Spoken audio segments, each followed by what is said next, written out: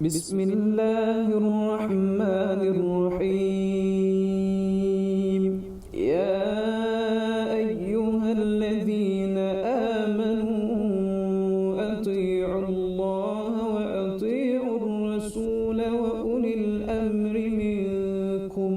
Wahai orang-orang yang beriman, taatilah Allah dan taatilah Rasul dan pemimpin di kalangan kamu. Petikan Surah An-Nisa ayat 59.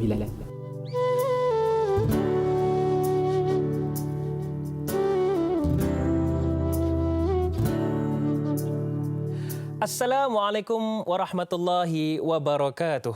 Alhamdulillah, selawat dan salam ke atas junjungan besar kita Nabi Muhammad sallallahu alaihi wasallam, dan alhamdulillah hari ini 25 April 2020 bersamaan dengan 2 Ramadan 1441 Hijrah. Masih belum terlambat untuk saya ucapkan selamat menyambut Ramadan al-Mubarak kepada anda semua, dan insya-Allah mudah-mudahan Ramadan kali ini begitu bermakna buat kita, insya-Allah, amin ya rabbal alamin. Dan paling penting, sedar atau tidak, hari ini hari yang ke-39 tempoh Perintah Kawalan Pergerakan. Tak rasa macam lama kan? Sekejap saja ya. Ya betul, 39 hari dah tuan-tuan dan puan-puan. Dan insya-Allah untuk hari ini, hari Sabtu, kita nak bawakan seperti biasa Tanyalah Ustaz, Detik Muhasabah. Kita akan bawakan topik-topik yang menarik, terutamanya hari ini bersama dengan saya Da'i Hadari. Sepanjang 2 jam kita bersiaran, kita akan ketengahkan tajuk Patuh Kepada Arahan. Baiklah, para penonton sekalian, Yang di-Pertuan Agong As-Sultan Abdullah Riayatuddin Al-Mustafa Billah Shah telah menitahkan seluruh rakyat Malaysia agar mematuhi Perintah Kawalan Pergerakan yang telah diumumkan oleh Yang Amat Berhormat Tan Sri Muhyiddin Yassin, iaitu Perdana Menteri Malaysia, dan berganding bahu untuk sama-sama kita memerangi dan membendung wabak COVID-19 ini. Akan tetapi masih ada yang berdegil dan ada yang mempunyai alasan-alasan tersendiri. Adakah ketidakpatuhan itu wajar dalam situasi kronik ketika ini? Jadi insya-Allah untuk hari ini, untuk memberikan pencerahan kepada kita, bukan saya, tetapi bersama dengan saya di studio Al-Fadhil Ustaz, ni orang kampung teman ni, Al-Fadhil Ustaz Abdul Rahman, Astaghfirullahalazim, tersasul saya. Bersama dengan saya ketika ini Al-Fadhil Ustaz Ahmad Husni Abdul Rahman. Assalamualaikum Ustaz. Waalaikumsalam warahmatullahi wabarakatuh. Apa khabar kita? Alhamdulillah, sihat. Tak dapat balik kampung Ustaz. Soalan paling mahal sekarang ni, apa khabar? Itulah. Itu soalan yang betul-betul orang rasa lega kalau ada orang tanya. Kalau orang tanya soalan. Alhamdulillah Ustaz. InsyaAllah Ustaz, banyak yang kita akan kongsikan Ustaz, terutamanya tentang patuh kepada arahan ni. Baik. Dan kepada para penonton sekalian, jangan lupa kita akan bawakan juga satu situasi yang menarik, apa yang berlaku di luar negara, di mana saya nak bawakan satu statistik ini, iaitu di Turki 104,912 kes keseluruhan COVID-19 dan jumlah kematian 2,600. Apa kena-mengenanya, Da'i Hadari? Sebab kejap lagi insya-Allah kita akan bawakan perkongsian seorang mahasiswa yang juga seorang da'i yang baru pulang dan kini masih lagi dalam proses kuarantin. Nak tahu siapa? Nantikan sebentar sahaja lagi, insya-Allah. Dan kepada anda semua, kalau ada soalan nak diajukan, boleh sahaja ajukan. Caranya macam mana? Boleh tonton di skrin. Di sana ada terdapat beberapa nombor, iaitu talian untuk anda sama-sama kongsikan soalan anda. InsyaAllah kami akan sama-sama alukan. Juga boleh ke page Facebook rasmi kami, Tanyalah Ustaz TV3, insyaAllah. Baiklah Ustaz, dengan lafaz Bismillahirrahmanirrahim. Patuh kepada arahan dalam situasi ketika ini sangat penting. Mungkin ada sesuatu sebagai mukaddimah Ustaz nak utarakan. Silakan. Baik, terima kasih Da'i Hadari. Assalamualaikum warahmatullahi wabarakatuh. Bismillahirrahmanirrahim. Alhamdulillah wa syukrulillah wassalatu wassalamu ala Rasulillah. Sebentar tadi kita mendengar satu petikan bacaan daripada ayat suci Allah Subhanahu wa taala. Yang mana ialah sangat sinonim bulan Ramadan ini dengan Al-Quran. Betul. Dan sesuai apabila kita memulakan perbincangan dengan firman Allah Subhanahu wa taala, ia adalah salah satu daripada tanda kita mendaulatkan Al-Quran dan kita mengagungkan Allah Subhanahu wa taala. Subhanallah. Bila Allah Taala berpesan kepada kita, ya ayyuhalladzina amanu athi'ullaha wa athi'ur rasula wa ulil amri minkum fa in tanaza'tum fi syai'in farudduhu ila Allahi war rasul in kuntum tu'minuna billah wal yaumil akhir dzalika khairun wa ahsanu ta'wila. Wahai orang-orang yang beriman, patuhlah, taatlah, ikutilah yakni taat dengan sepenuh-penuh ketaatan kepada Allah Ta'ala dan taatlah kepada Rasul, serta mentaati ulil amri. Kita nak bincangkan tentang mentaati ulil amri, iaitu kita akan tengok siapakah ulil amri ini di kalangan kamu. Jika mana kamu berselisih pandangan pada sesuatu perkara, maka kembalikannya kepada Allah dan Rasul. Sekiranya kamu ini benar-benar beriman kepada Allah dan hari akhirat, dzalika khairun wa ahsanu ta'wila. Itu adalah satu kedudukan yang baik dan lebih baik daripada sebaik-baik perkara yang kamu takwilkan ataupun perkara yang kamu perselisihkan itu. Baik, bila kita mendengar satu ayat daripada Allah dan Allah memanggil dengan khitab, ya ayyuhalladzina amanu, wahai orang-orang yang beriman. Ini menunjukkan bahawasanya perkaitan apa yang datang selepas panggilan itu adalah menunjukkan kepada kesempurnaan iman. Berkaitan dengan kesempurnaan iman. Sebab apa? Sebab yang dipanggil itu adalah orang yang beriman. Jadi satu panggilan yang sangat istimewa yang tidak dipanggil kecuali mereka yang benar-benar mentauhidkan Allah Subhanahu Wa Taala, mematuhi arahan-arahan Allah Subhanahu Wa Taala dan juga mematuhi apa yang datang daripada Rasulullah SAW. Dan termasuk daripada apa yang Allah Ta'ala suruh kita buat adalah mentaati ulil amri. Sebab diletak sekali dalam satu jujukan ayat itu, ati'ullah wa ati'ur rasul, di mana di sini ada martabat dia. Martabat paling utama kita mentaati Allah. Martabat yang kedua kita mentaati Rasulullah. Dan martabat yang ketiga adalah mentaati ulil amri, iaitu pemerintah ataupun sesiapa, walaupun dalam siapakah mereka itu ulul amri, disebut di dalam perbahasan ulama, mufassirun mengatakan dia terbahagi kepada tiga. Pertama sekali, ulil amri ini boleh kata ulama ataupun a'imatuddin, orang-orang agama, ahli-ahli agama, ahli-ahli ilmu. Yang kedua disebut al-umara, iaitu pemerintah. Dan pandangan ketiga mengatakan gabungan antara ulama dan pemerintah. Jadi, bila Allah Ta'ala suruh taat pada pemerintah, kita taat kepada pemerintah dengan kriteria-kriteria ketaatan dan keterhadan ketaatan yang disebutkan. InsyaAllah kita akan bincang kat mana kita punya boundaries, kat mana kita punya sempadan kita mentaati pemerintah ni. Semua benda ke? Ataupun perkara-perkara yang bagaimana? Terutama bila melibatkan soal yang melibatkan masalah umum. Soal yang melibatkan isu besar. Soal yang melibatkan keputusan pemerintah demi masalah rakyat. Maka mentaati pemerintah termasuk dalam erti kata mentaati Allah. Sebab Allah yang suruh kita taat pemerintah. Ia adalah ibadah. Ia adalah satu ibadah. Sedangkan ada orang mengatakan, dia tidak ada kaitan.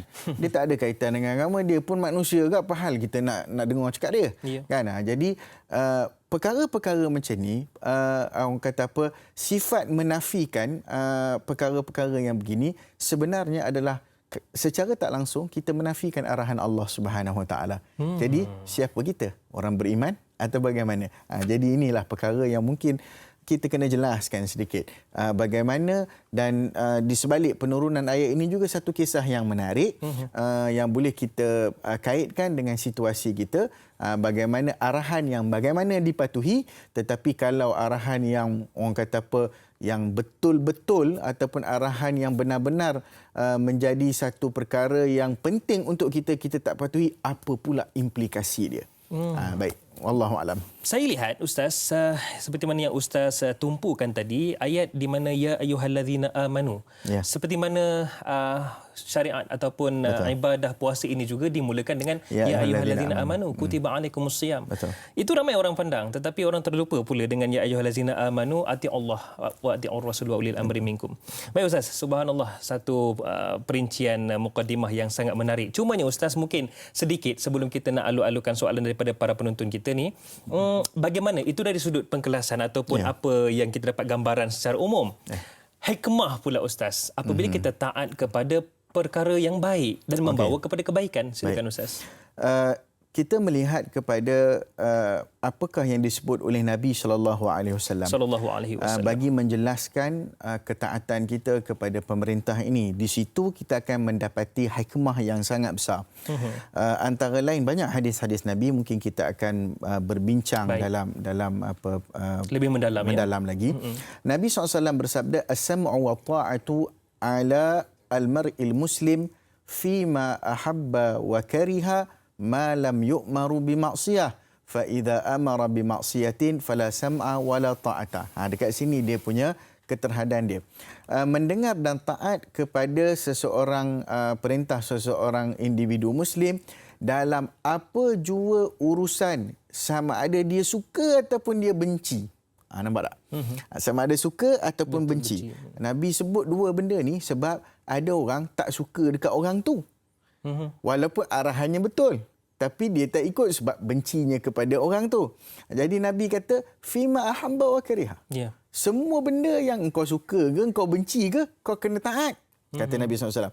Malam yu'mar bimaksiyah. Selagi mana tidak disuruh melakukan maksiat. Sebab tu ayat tadi turun kepada seorang sahabat bernama Abdullah bin Huthafah bin Qais al-Ansari al-Badri radhiyallahu taala anhu, saat dia dilantik menjadi ketua ekspedisi risikan oleh Nabi SAW. Dia arah dia punya trup dia punya kumpulan dia masa tu, dia punya platoon dia. Dia kata, kamu pergi kumpul kayu api, bakar. Dia pun kumpullah bakar. Lepas tu, sebab dia ni suka melawak. Dia ni suka melawak. Okey. Lalu dia kata, okey, semua sekarang masuklah api tu. Lepas tu, sahabat-sahabat ni kata, apa hal pula nak masuk api kan? Dia bukan dia mana orang Perak, biar orang itulah. Mana apa hal pula nak kena masuk api ni? Lepas tu dia kata, kan Nabi khabar. Kamu kena taat. Nampak? Kamu kena taat walaupun dalam apa juga keadaan. Mentaati aku sama macam mentaati ni. Dia guna hujah tu. Lalu mereka tak masuk. Dia bila sahabat-sahabat ni balik, dia bertanyalah Nabi, boleh ke macam tu? Kami kena ikut ke? Dia kata, Nabi bersabda dalam satu hadis, Nabi kata, kalau kamu masuk ke dalam api itu, bermaksudnya kamu akan kekal di dalam itu selama-lamanya. Seolah-olah kamu akan kekal dalam neraka. Maksudnya, innama ta'atu fi ma'ruf. Nabi kata, taat pada benda yang ma'ruf. Sebab itu, hikmah kita mentaati pemerintah ni, kadang-kadang kita nampak, kadang-kadang kita tak nampak. Benda yang baik kita boleh nampak secara jelas pada pandangan kita, ada kebaikan depan mata. Selalunya benda yang tak baik ni, itulah yang kita akan tentang. Baik Ustaz. Tapi masalahnya Ustaz, depan mata, mungkin saya boleh kongsikan kepada para penonton. Ini depan mata ya. Situasi terkini COVID-19 di Malaysia setakat 24 April 2020, di mana jumlah kes 5,691 kes. Dan kes baharu semalam, 5 petang semalam, 88 kes, dan kes kematian, jumlah kematian adalah 96 kes, di mana 1 kes kematian semalam. Kita ucapkan takziah kepada ahli keluarga yang terlibat. Ini menunjukkan Ustaz ya. Ini adalah depan mata. Fakta. Masih ada degil benar Ustaz ya. Degil. Allahu akbar. Baik Ustaz, mungkin ada soalan yang kita nak mulakan. Kita nak alu-alukan daripada penonton kita ni. Ini berkaitan dengan degil ni. Muhammad Effendi Mak Daud di Facebook katanya, Assalamualaikum Ustaz dan Da'i. Waalaikumsalam. Dalam minggu Perintah Kawalan Pergerakan ini, apakah antara kerjasama terbaik pihak umara dan ulama bagi menyedarkan manusia yang ketegang? Ni orang bining punya ayat ni. Dan buat dia aja dengan arahan pemerintah ni Ustaz. Apakah benar iblis diusir dari syurga kerana ingkar perintah Allah, iaitu Tuhan, atau sebab lain Ustaz? Daripada Bertam Indah Pulau Pinang, Encik Effendi, silakan. Menarik soalan ini dengan gaya susunan bahasanya dan juga kaitannya, analoginya. Saya bila menyebut tentang peranan umara dengan ulama, dan kita alhamdulillah pada kali ini kita mempunyai barisan kepimpinan yang di kalangan mereka terdiri pada kedua-duanya. Maknanya dalam satu individu ada kedua-dua. Ada yang ulama dan juga sekarang berperanan sebagai umara. Jadi sudah tentu dalam hal ini, bila kita bicarakan soal ulil amri, bila kita melihat kepada tafsiran-tafsiran para ulama, kita mengetahui ia tidak ada khilaf di situ sebenarnya. Yang kata itu adalah ulama', yang kata itu adalah umara', yang kata gabungan antara kedua-duanya. Memang dalam hal ini peranan sangat penting. Baik. Ulama' perlu sedar bahawasanya ada maratib ulil amri ini. Maknanya kepada siapa dia punya martabat ataupun dipanggil hierarki mendengar arahan. Sebab pada awal COVID dulu, saya ingat pada awal COVID dulu, ramailah ada di kalangan, termasuk di kalangan ulama'-ulama' juga. Bila keluar arahan tak payah pergi Jumaat, tak payah pergi jemaah semayang di masjid. Ada yang menentang. Ada yang menentang. Jadi ini menunjukkan, bagi saya, menunjukkan satu perkara ini kalau keluar daripada mulut seorang ulama', ia menunjukkan bahawasanya ia sebenarnya tidak melihat kepada realiti. Sedangkan Al-Imam Ibn Qayyim Al-Jauziyah rahimahullah berkata dalam kitabnya I'lamul Muwaqqi'in, seorang ulama, qadhi ataupun mufti, kalau dia mengeluarkan fatwanya dengan tidak melihat kepada maslahah, tak melihat kepada hakikat dan realiti masyarakat, dan fatwanya itu dikeluarkan, fatwanya itu tidak cukup masak, separuh masak. Separuh masak. Maksudnya, bila dalam kes macam ni, hierarki yang paling tinggi adalah siapa? Hierarki paling tinggi adalah orang yang paling pakar dalam urusan tu. Siapa dia paling pakar dalam urusan tu? Sudah tentulah yang sekarang ni kita duduk dengar, tengok hari-hari, Kementerian Kesihatan Malaysia. Itulah ulil amri yang paling utama sekarang ni. Dan itu adalah info-info sahih. Itu adalah info-info sahih. Mana mahu dia nak menipu kita, yuk. Kan? Ceritanya. Ini berkaitan dengan hidup mati orang ni. Betul. Bukan berkaitan dengan kita nak menunjukkan bahawa kitalah yang paling beriman, kitalah yang paling ni. Kalau ada ulama'-ulama' ataupun orang-orang alim yang menentang perkara ini dengan mengatakan mengapa kita nak takut kepada wabak yang tak nampak, sedangkan ada lagi yang lebih hebat, patut kita takuti Allah. Takut kepada wabak tu maknanya janganlah kita bersalah dalam hal ini, kita menjabariahkan akidah kita. Iaitu kita kata semua benda datang daripada Allah, tak ada sebab-sebab lain pun. Takut kepada wabak sebagaimana arahan-arahan Nabi yang menunjukkan kepada kita tentang banyak sangat. Kalau kita tengok siapa yang buat arahan social distancing ni?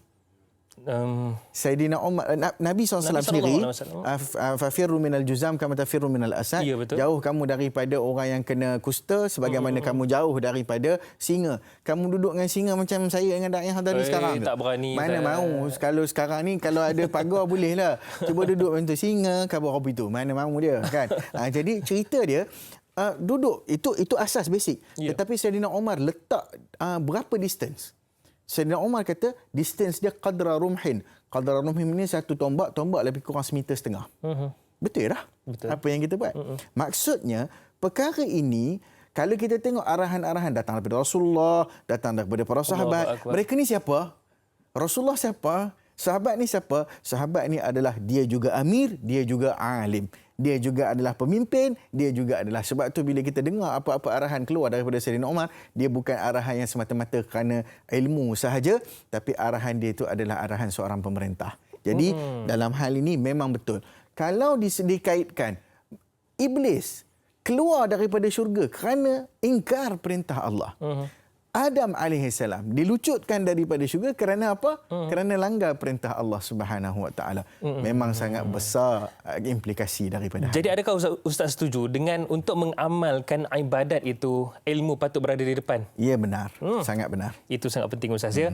Baiklah para penonton sekalian, sebenarnya mungkin kita semua kena celik mata sepanjang 3 fasa Perintah Kawalan Pergerakan ini sejak 18 Mac sehinggalah dilanjutkan hingga ke 28 April.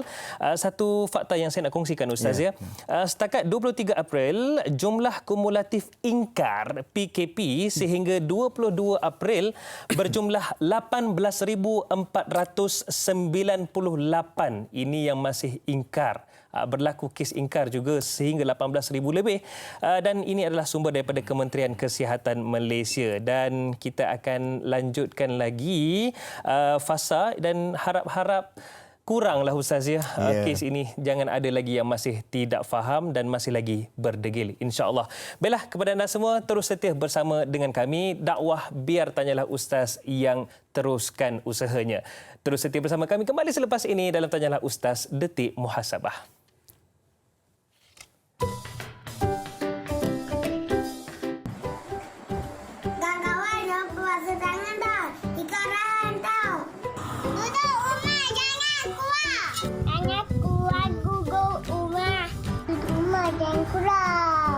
Stay at home, kita jaga kita.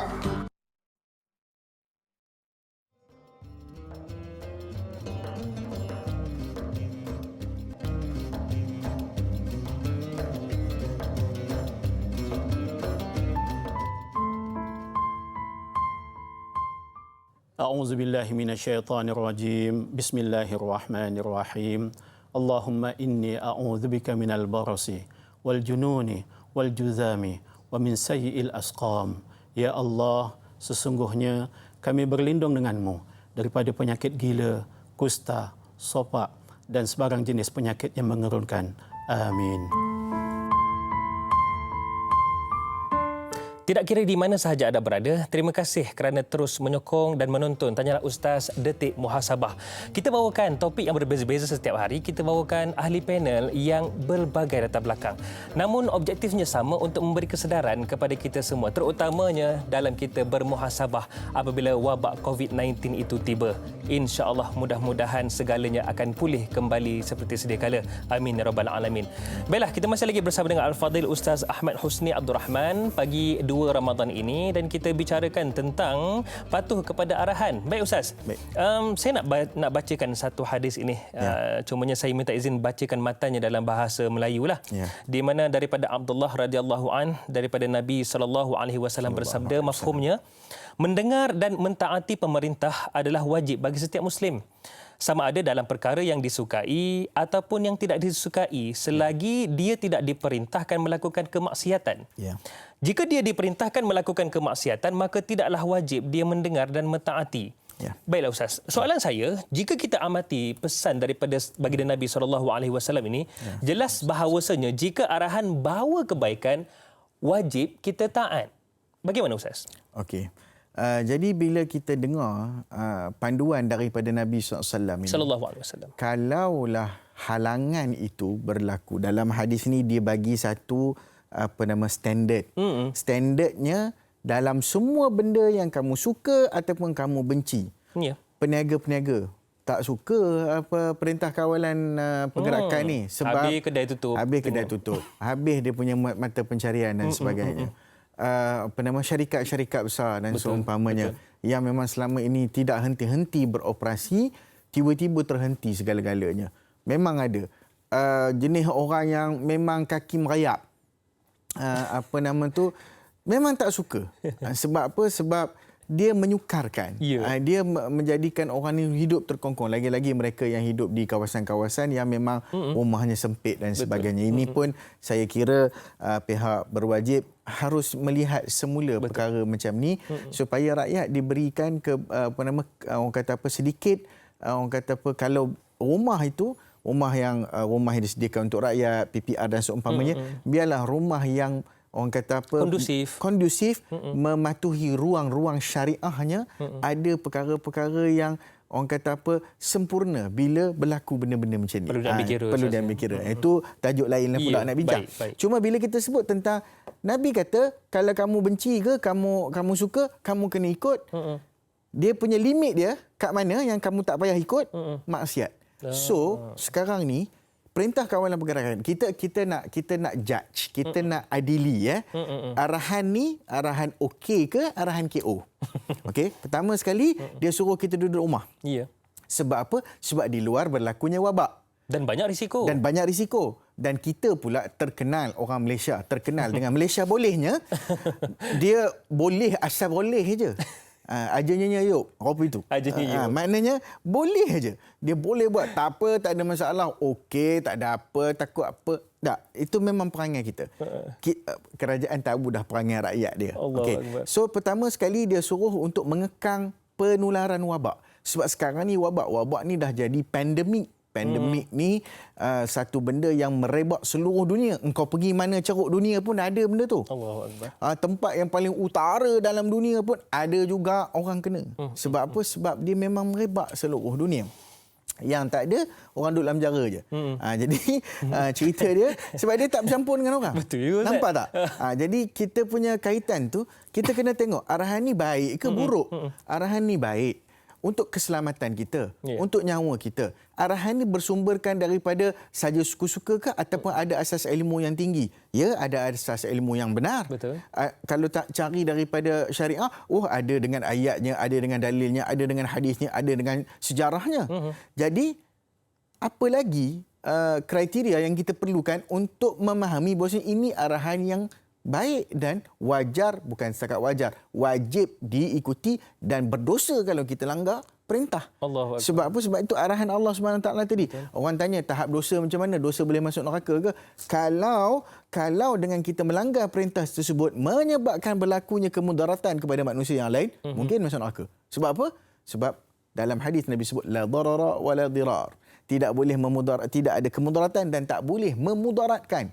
Kalau kita langgar perintah, kita mungkin memudaratkan keadaan dan mungkin boleh jadi kalau kita menyebabkan penularan berlaku, kita mungkin menyebabkan kematian orang. Ingat tak ayat Allah Taala janji dengan Bani Israel annahu siapa-siapa yang qatalan nas faka'annama qatalan nas jami'a. Kalau dia mematikan satu nyawa, annahu man qatala nafsan bighairi nafsin aw fasadin fil ardi faka'annama qatalan nas jami'a. Ayat tu jelas. Siapa-siapa yang membunuh satu jiwa dengan bukan haknya atau melakukan keburukan, dia seolah-olah membunuh manusia seluruhnya.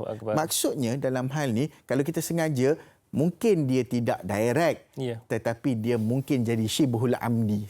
Dekat-dekat direct. Sebab sengaja mengingkari. Bila arahan tu baik, dengar sajalah. Itulah arahan Nabi SAW. Bukan apa Ustaz. Agak janggal lah tiba-tiba Ramadan kali ni tak ada bazar Ramadan, tak ada murtabak. Jadi kalau diletakkan Ramadan pada bazar dengan murtabak, tahulah tu dia punya Ramadan selama ni kenapa. Jadi inilah detik untuk kita sama-sama lakukan yang terbaik dalam Ramadan kita. Baiklah, para penonton sekalian dan juga Ustaz, kita nak alukan soalan ini. Cantik soalan daripada Fauziah Tun Mat Isa di Facebook ni. Penonton setia kita ni. Katanya, Assalamualaikum warahmatullahi wabarakatuh. Ustaz dan da'i serta kru-kru semoga sentiasa dalam rahmatnya. Amin ya rabbal alamin. Waalaikumsalam. Soalan saya Ustaz, mengapakah masih ada segelintir masyarakat yang enggan patuh perintah kawalan pergerakan sekarang, sedangkan mereka tahu kesan dari sikap mereka itu akan mendatangkan kemudaratan bukan hanya pada mereka sendiri, pada keluarga dan pada negara juga. Adakah mereka ini tergolong dalam kategori yang mementingkan diri sendiri? Saya tertarik Ustaz dengan soalan daripada Fauziatun ni. Terima kasih Puan Fauziatun. Nabi-Nabi SAW juga pernah berdakwah dan berhadapan dengan golongan-golongan yang degil Ustaz. Silakan Ustaz. Baik. Bila kita sebut tentang kedegilan, ia menjadi satu perkara yang memang sinonim dengan manusia. Kalau kita tengok dalam sejarah kehidupan manusia, perkara buruk berlaku adalah sebab keingkaran dan juga kedegilan manusia. Dan makhluk pertama yang degil adalah iblis. Jadi perangai degil ni perangai siapa? Senang cerita, perangai iblis lah. Dia bisik Ustaz. Dia punya equation dia. Sebab apa? Bila Puan Fauziatun tadi tanya, apakah ini golongan yang mementingkan diri sendiri? Ya, sebab kalau kita tengok apa alasan iblis untuk tidak sujud kepada Adam, iblis kata dengan Tuhan, khalaqtani min narin wa khalaqtahu min tin. Engkau mencipta aku daripada api dan sedang engkau cipta dia daripada tanah. Kenapa perlu aku sujud kepada dia? Nampak tak?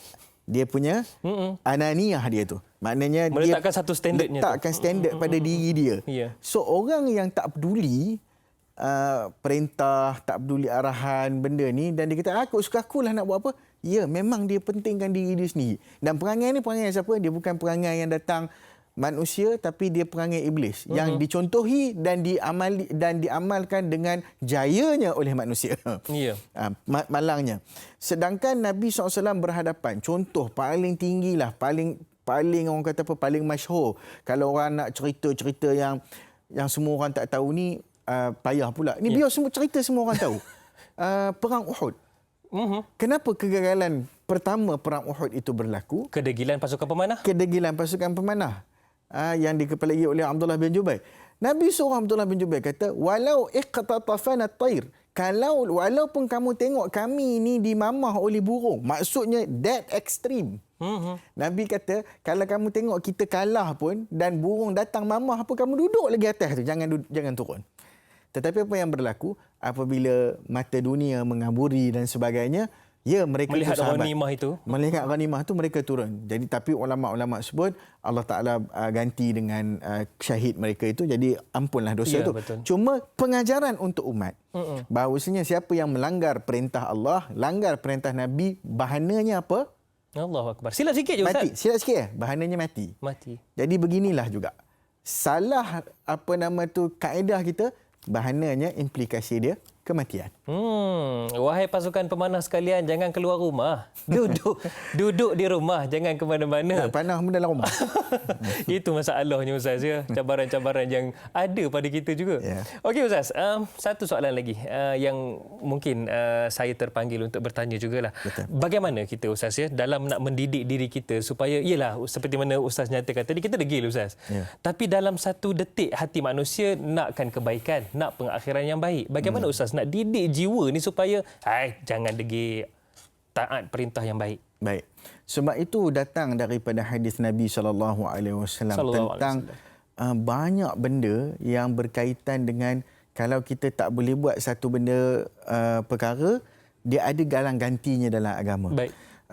Nabi SAW memberitahu kepada kita, siapa-siapa yang contoh kita nak ada orang yang biasa keluar pergi sembahyang jemaah tak sedap dan seumpamanya kan. Kan Nabi sebut siapa yang biasa pergi untuk menunaikan satu ketaatan, bila mana dia terhalang, kalau dia duduk rumah, dia tetap dapat pahala yang sama. Maksudnya sama. Betul. Sama dengan ketaatan. Orang tu biasa pergi masjid, tiba-tiba Allah Taala uji dengan kesakitan, dia terpaksa duduk rumah. Jadi kebiasaannya itu menjadi pahala untuknya ketika mana dia duduk di rumah. Sama macam dia biasa keluar.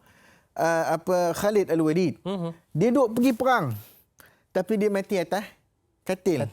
Dia mati kerana sakit. Bukan di medan peperangan. Bukan di medan peperangan. Apakah tidak Allah menilai seluruh hidupnya yang berperang demi Allah, mempertahankan agama Allah, mempertahankan negara Allah Subhanahu Wa Taala. Jadi kita ni, there is nothing to lose on, berkata orang kita. Itu bahasa orang Perak lah. Tak ada dah benda yang untuk kita hilang. Tak ada. Sebab sentiasanya sahaja agama ini memberi solusi kepada masalah kita.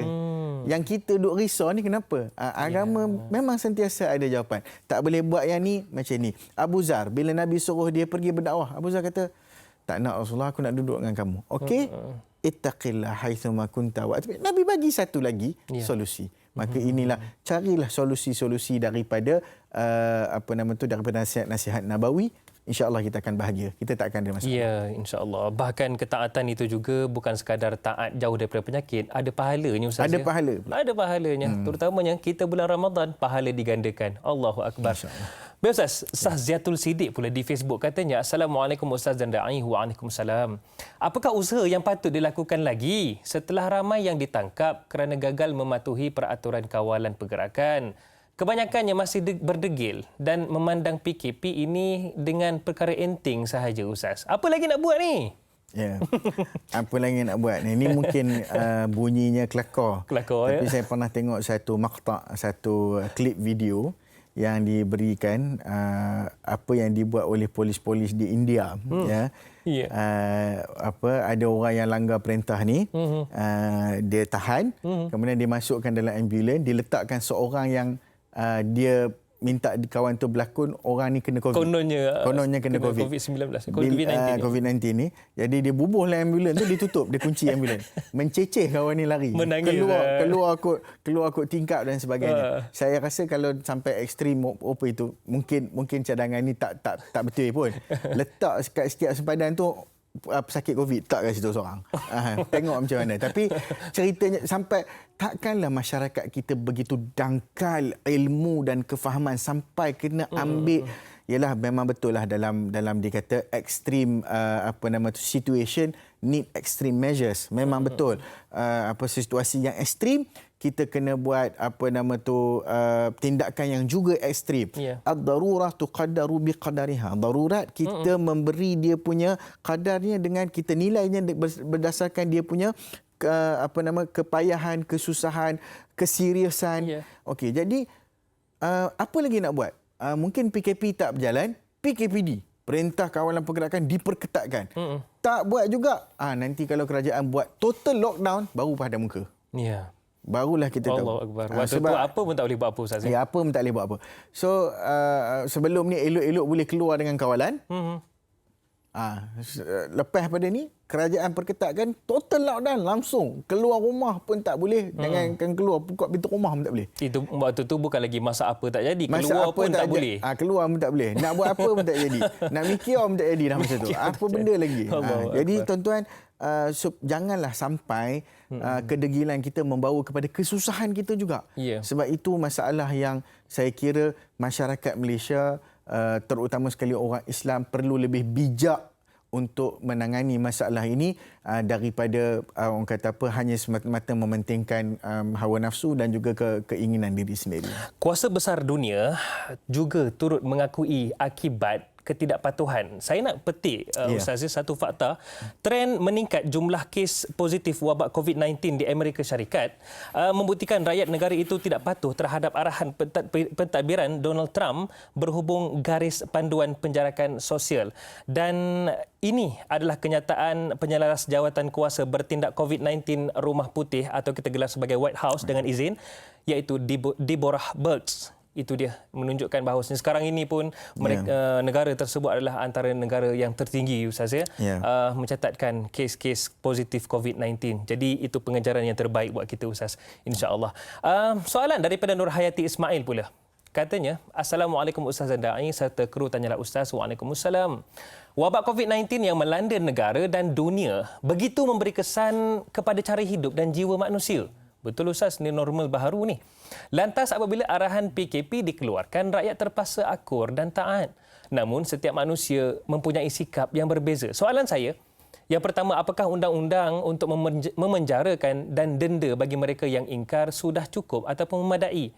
Apakah ini langkah terbaik sebagai penyudahnya? Yang kedua, apakah nilai-nilai positif yang boleh disemaikan lagi bagi mendidik tahap disiplin kita untuk kekal duduk di rumah selama manakah kita mampu bersabar? Mohon ulasan daripada Ustaz. Baik. Kak Iyad, Bandar Tasik Puteri, Rawak. Silakan. Kak Iyad. Baik, terima kasih Kak Iyad. Apakah undang-undang yang ada memenjarakan dan denda dan sebagainya? Pada ketika ini kita kena sedarlah bahawasanya kalau kita takkan sampai penjara. Ya, sebab kerajaan nak jaga awak, nak jaga kamulah. Sebab macam kita sebutkan tadi, di penjara tidak ada kes. Sebab apa? Sebab mereka memang duduk di dalam tu. Mereka memang dah kena lockdown lama dah.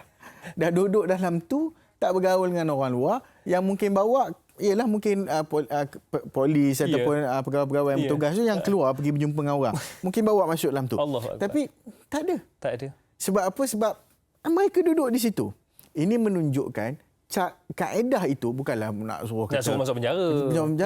Tapi kalau dah degil sangat, apakah ada tindakan kalau setengah-setengah negara yang ekstrim dia tembaknya orang, na'udzubillah, takkan negara kita nak buat sampai macam tu. Sebab apa? Sebab yalah, manusia ni degil, manusia ni tak faham, manusia ni ustaz cakap senanglah, kami ni susah dan sebagainya. Ya, baik. Okey. Kita nak bagi satu benda yang kita kata apa lagi motivasi. Nak suruh orang duduk dalam rumah, nak suruh orang buat benda-benda yang sepatutnya dibuat dalam rumah. Baik. Yang pertama sekali, bila Ustaz nak masuk tentang motivasi yang pertama tu apa? Kita minta kepada para penonton terus setia. InsyaAllah kita kongsikan apa yang kita boleh buat untuk motivasi itu. Terus setia bersama kami dalam Tanyalah Ustaz, Detik Muhasabah Dakwah. Biar kami yang lakukan dan teruskan.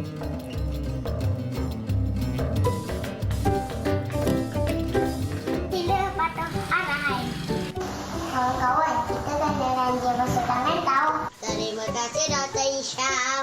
Dah. Belum, cakap. Apa? Cakap stay home. Stay home.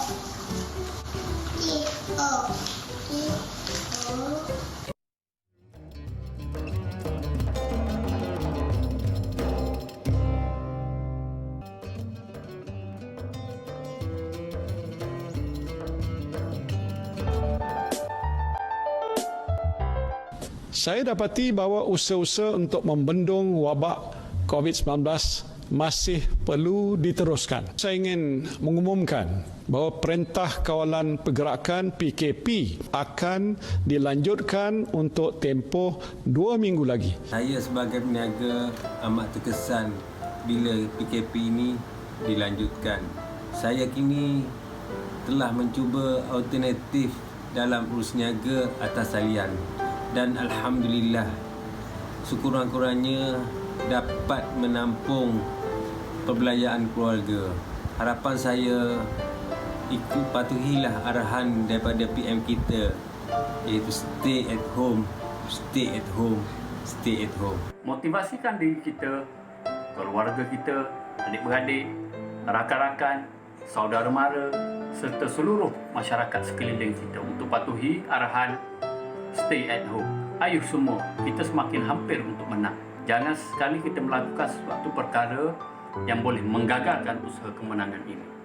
Jika tidak, kemenangan ini akan tertangguh lebih lama lagi. Para penonton sekalian, wabak COVID-19 bukanlah gurauan dan tempoh Perintah Kawalan Pergerakan adalah satu alternatif yang terbaik yang dapat kita sama-sama beri sokongan untuk sama-sama kita berperang, kita perangi COVID-19 dan insya-Allah kita akan menang sama-sama. Hari ini kita bersama dengan Tanyalah Ustaz Detik Muhasabah. Kita bicarakan tentang patuh kepada arahan bersama dengan Al-Fadhil Ustaz Ahmad Husni Abdul Rahman. Baik Ustaz, tadi sebelum kita nak berehat, ada sesuatu yang Ustaz nak kongsi, motivasi apa yang kita boleh buat ni Ustaz? Baik. Kalau masih lagi kita berdegil macam mana kita nak bagi kita punya motivasi nak duduk dekat rumah dan sebagainya. Senang cerita, orang kita hari ini kan suka dengan cerita Dajjal. Betul tak? Betul tak? Betul juga akhir zaman ni. Orang duk suka sebut akhir zaman lah, Dajjal lah. You all tahu tak? Kalau Dajjal betul-betul datang, Nabi suruh buat apa? Suruh duduk dalam rumah, kunci diri, jangan keluar. Juga duduk dalam rumah? Duduk dalam rumah. Jangan keluar. Dan ada, ni bukan saya kata, dan saya taklah kata begitu, ada yang mengatakan COVID ni Dajjal. Ejen Dajjal. Kalau dah Dajjal Nabi suruh duduk dalam rumah, duduk je lah. Kalau dah awak betul-betul beriman benar kepada Dajjal tu, kenapa tak masa ni tak percaya pula? Kan? Inilah masyarakat kita, masalah. Sebab apa? Sebab betul. Time Dajjal tu, kamu tak boleh. Kalau kamu keluar, kamu jumpa dia, tidak dikhawatiri sama ada kamu boleh jamin diri kamu ikut dia ataupun tak ikut dia. Sebab terlalu bahaya. Jadi kalaulah kita tak susah sangatlah nak terima hakikat bahawasanya anggap ajalah, anggap, bukan saya kata, anggap ajalah dia punya bahaya level tu nak sama macam Dajjal. Duduk ajalah di rumah. Bahkan boleh bawa kematian. Bawa kematian dan sebagainya. Dan kita, saya boleh ambil extreme precautions, extreme measure. Susah. Sebab apa? Sebab bila mana rantaian itu tidak diputuskan, maka ia akan terus merebak. Macam tadi dalam video klip tadi, saya setuju dengan kata-kata akhirnya, kita dah hampir menang, jangan biarkan kegagalan kita, kedegilan kita menggagalkan dan memanjangkan lagi tempoh perjuangan. Kesian kita tengok sahabat-sahabat kita, frontliners dan sebagainya. Kalau kita tengok dia orang, bayangkan kalau itu keluarga kita. Allahu Akbar. Suami, isteri. Lagi-lagi kalau suami isteri itu dua-dua doktor. Ataupun suami doktor, isteri ni boleh jadi juga. Satu lagi Ustaz, dalam bulan Ramadan pula tu. Dalam bulan Ramadan pula tu. Dalam keadaan orang nak puasa, dalam keadaan kesibukan, dalam keadaan masing-masing ada anak-anak di rumah, siapa nak jaga. Kita maknanya, kalau kita berasa betul lah nyawa kita ni terlalu mudah untuk kita ni, baik, okey. Duduk di rumah, macam tadi, seorang peniaga, dia cakap, memang dia rasa sukar. Tetapi, bila kita tertekan, manusia ni biasanya akan jadi lebih kreatif. Kita akan mencuba benda-benda yang baru. Kalau sebelum ni tak pernah pun orang nak masak sendiri keropok nak buat sendiri keropok lekor, jadi buat sendiri keropok lekor, walaupun mungkin jadi selipar getah lepas tu. Tak ada masalah. Sebab saya teringat bila ibu mertua saya duduk bersama saya sekarang. Bila kami tanya dia, macam mana zaman dulu lah. Dia kata lagi susah. Benda ada keliling rumah aja boleh makan, yang ini ni boleh lagi pergi kedai beli barang makan. Ya, betul. Dulu tak ada apa langsung. Zaman Jepun lagi teruk. Kan? Kita tak lalu zaman itu. Kalau begini pun kita tak mampu, kalau rumah kita pun kita sekarang ni rasa tidak syurgawi, maka ada something wrong dalam rumah kita sebenarnya. Allahu Akbar. Kena perbaiki, insya-Allah. Baik Ustaz. Subhanallah. Satu ayat yang mudah Ustaz sampaikan akan tetapi menimbulkan kesan kepada kita semua. Dan insya-Allah kesan itu akan berpanjangan. Baik Ustaz, di awal tadi dan para penonton sekalian, di awal tadi saya ada kongsikan fakta di Turki ada 104,912 keseluruhan kes positif COVID-19, 2,600 kes kematian. Dan hari ini kita bersama dengan salah seorang yang juga merupakan peserta da'i TV3 Ustaz, yang kini merupakan penuntut di sebuah universiti di Istanbul, Turki, yang baru pulang dan masih lagi dalam proses kuarantin di salah sebuah hotel. Jadi kita terus saja bersama di talian ketika ini yang mungkin saudara juga boleh tonton. Kita bersama dengan Da'i Imran. Assalamualaikum. Waalaikumsalam warahmatullahi wabarakatuh. Bila dengan orang Turki ni saya nak cakap sikitlah. Merhaba Imran, Malaysia ya hoş geldiniz. Çok teşekkür ederim. Maksudnya Ustaz, iaitu hai Imran, selamat datang ke Malaysia. Itu dia, alhamdulillah. Banyak benar makan roti Turki dulu. Baik, Imran, mungkin kita boleh terus saja nak tanyakan soalan. Dah berapa hari kuarantin di hotel dan macam mana keadaan kuarantin tu? Hari ini saja saya dah masuk hari yang ke-8. Kami sampai baru ni hari Jumaat minggu lepas daripada Turki, dari Turki. Dan saya rasa suasana dikuarantinkan di hotel ni bagi saya sangat-sangat baiklah. Saya ucapkan ribuan terima kasih kepada semua frontliner. Memang layanan TikTok daripada kerajaan Malaysia dan saya sangat-sangat bersyukurinya. Alhamdulillah. Maksudnya segala kemudahan memang sangat-sangat selesa dan sempurna ya? Betul. Okey, baik. Sebelum saya nak berikan ruang untuk Da'i Imran tanyakan soalan kepada Ustaz, kita nak tanya jugalah berdasarkan fakta yang saya kongsikan tadi, macam mana keadaan di Turki sebenarnya? Dikabarkan di sana situasi PKP-nya tidak sama. Bahkan mereka lebih dahsyat iaitu penutupan atau penyekatan pergerakan. Sangat berbeza berbanding Malaysia. Boleh kongsikan?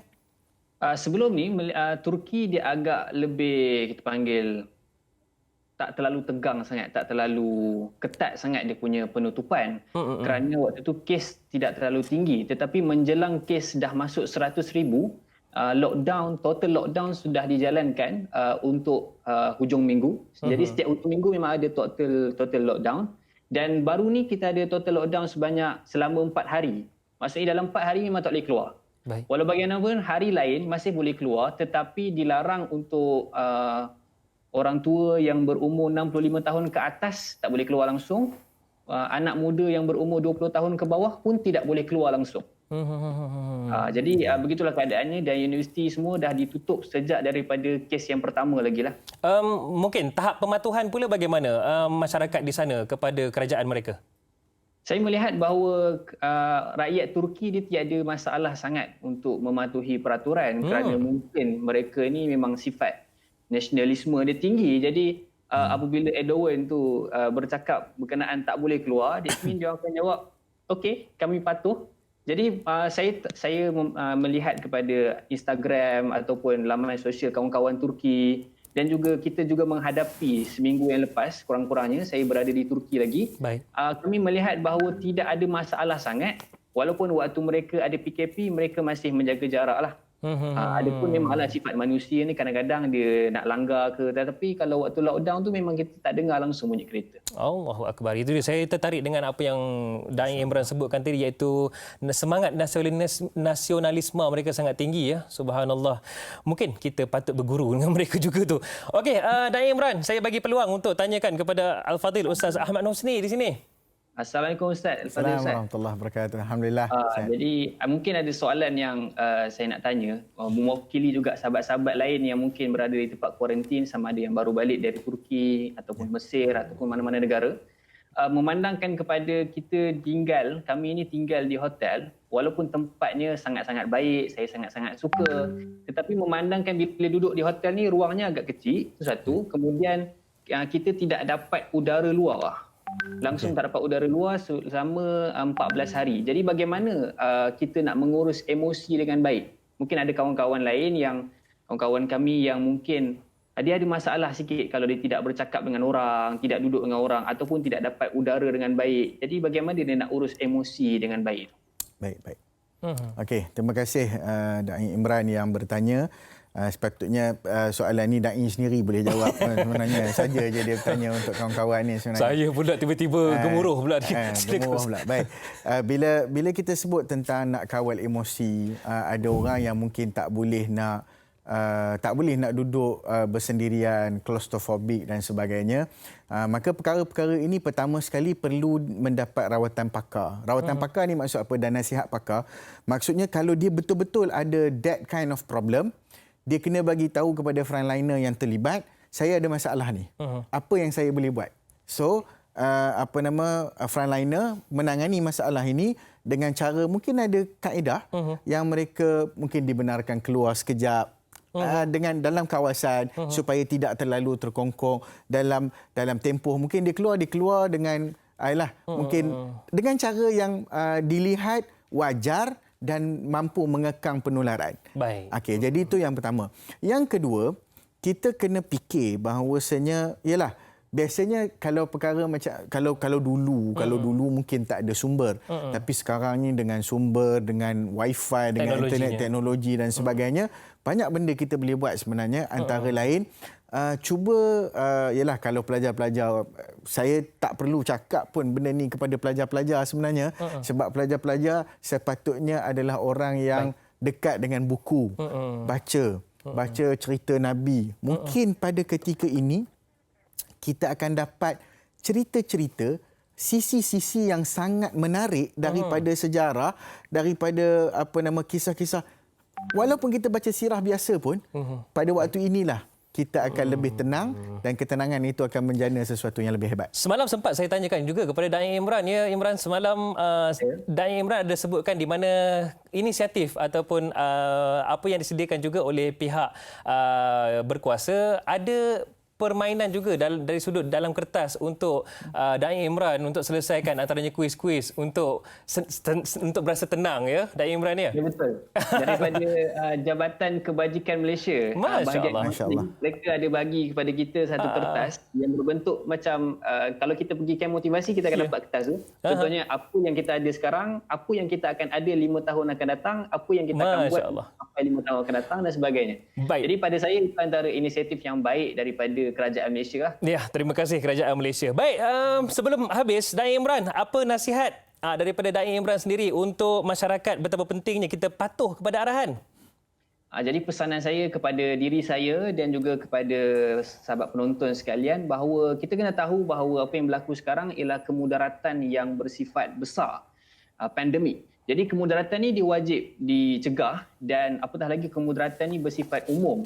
Dan dia menuntut kepada fatwa ataupun menuntut kepada keputusan pemimpin yang kadang-kadang dia susah kita nak terima sebagai rakyat.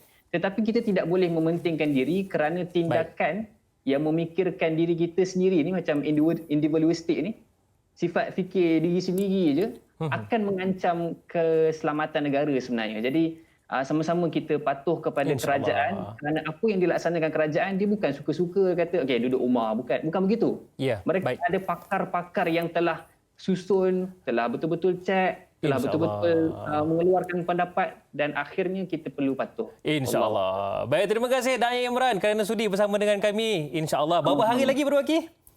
Apa dia? Berapa hari lagi berbaki? Saya berbaki lebih kurang 6 hari lagi. Tak lama tu, insya-Allah. Insya-Allah. Ya. Insya-Allah kita akan bersama dan bersua lagi, insya-Allah. Okey, Assalamualaikum. Waalaikumsalam warahmatullahi wabarakatuh. Baiklah, itu dia Da'i Imran Ustaz yang sudi bersama dengan kita. Tak sangka orang yang di kuarantin juga mampu untuk memberikan nasihat juga. Betul. Subhanallah, sangat hebat. Baik Ustaz, kita akan rehat seketika. Cumanya kepada anda semua, kita nak bawakan klip video yang disediakan oleh pihak penerbitan. Terima kasih pihak penerbitan. Ada sesuatu yang kita nak kongsikan.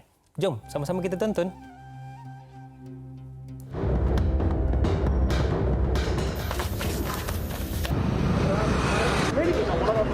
Ini apa?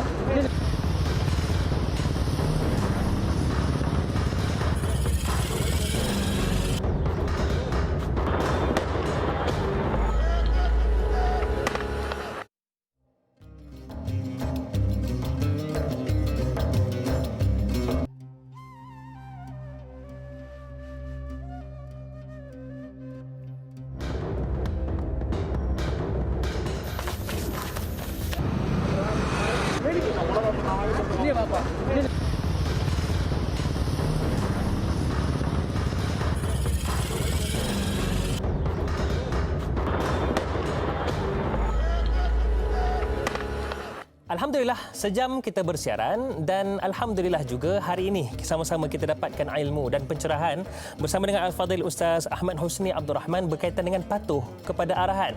Dan terima kasih atas sokongan dan tontonan anda kerana kami teguh berdiri kerana sokongan anda semua. Alhamdulillah. Baik Ustaz, sebentar tadi kita dapat lihat sama-sama tonton klip video yang kita nampak macam kelakar.